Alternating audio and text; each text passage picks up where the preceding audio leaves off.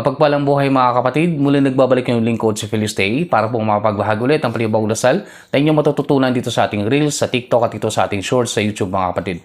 Pero bago tayo dumako sa aking dasal ay tuturo, subuka sa umpisa na po ng ating Holy Week Special Ritual po natin simula po Lunes Santo hanggang Biyernes Santo mga kapatid. So meron po tayong tao sa papel simula Lunes Santo hanggang Biyernes Santo mga kapatid. Kung gusto niyo pong makita o malaman yung itsura ng gumagambala po sa inyo, pwede po kayo magpatawa sa papel sa akin.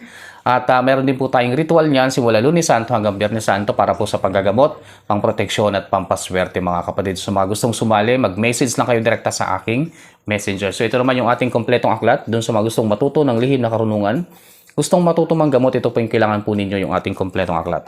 Ito naman yung ating pulseras pangkaligtasan sa mga mahilig maglakbay yung magbiyahe.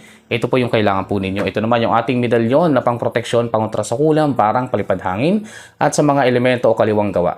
Okay? So ito naman yung ating medalyon na pampaswerte. Ayan, gustong swertein sa buhay, pampaswerte at panghalina po ito. Okay? Sa may mga negosyo, ito po yung kailangan po ninyo. Okay? So dumako na tayo sa ating orasyon na ituturo. Yung ating orasyon na ituturo ay tungkol pito sa orasyon, gayuma, para magkasundo ang magkasintahan na nagkagalit mga kapatid. So kailangan bigkasin lamang yung mga orasyon na to ng 3 beses, sundan ng susi ng mga susi.